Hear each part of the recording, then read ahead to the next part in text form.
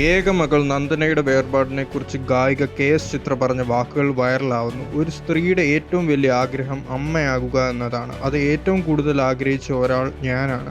ആ ആഗ്രഹം ദൈവം എനിക്ക് സാധിച്ചു തന്നു. എൻ്റെ മകളെ എനിക്ക് കുറച്ചു കാലമെങ്കിലും കൊഞ്ചിക്കാനായി. അവളാണെങ്കിലും നല്ല സ്നേഹമുള്ള മോളായിരുന്നു എന്ന് ചിത്ര പറയുന്നു. 10 വർഷത്തോളം ട്രീറ്റ്മെന്റ് എടുത്താണ് മോൾ എനിക്കുണ്ടായത്. ഇപ്പോഴും ഞാൻ പ്രാർത്ഥിച്ച ആരോഗ്യമുള്ള ദീർഘായുസ്സോടെ ഒരു കുഞ്ഞിനെ എനിക്ക് തരണമെന്നായിരുന്നു.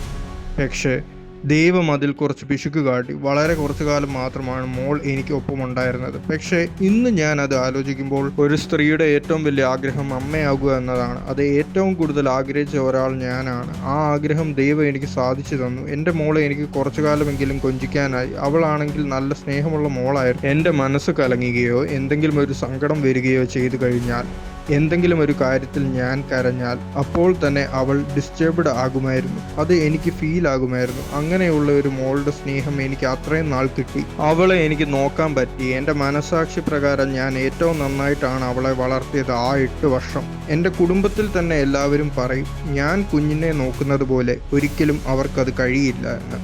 2-3 നേരം പല്ല് തേക്കും, കുളിക്കും. അങ്ങനെ വളരെ വൃത്തിയായിട്ടാണ് ഞാൻ അവളെ വളർത്തിയത്. ഓരോ ദിവസം കഴിയുന്തോറും ഞാനും ഭർത്താവും വളരെ ഡിപ്രസ്ഡ് ആണ്. കാരണം കാലങ്ങൾ കഴിയുന്തോറും ദുഃഖങ്ങൾ മായുമെന്ന് പറയുന്നുണ്ട്. എങ്കിലും നന്ദന എൻ്റെ മനസ്സിൽ നിന്നും 1 ഇഞ്ച് ഇറങ്ങിയിട്ടില്ല. അവൾ അങ്ങനെ അവിടെ സ്ട്രോങ് ആയി തന്നെ നിൽക്കുകയാണ്. ഒരു ദിവസം അവളുടെ പല കാര്യങ്ങളും ചിന്തിക്കാതെ പോകില്ല. എല്ലാ ദിവസവും ഞാൻ എണീക്കുന്നത് അവളെ ഓർത്തുകൊണ്ടാണ്. കരയാത്ത ഒരു ദിവസം പോലുമില്ല. പക്ഷേ എനിക്കും ജീവിക്കണ്ടേ, എനിക്ക് മരിക്കാനാകില്ലല്ലോ.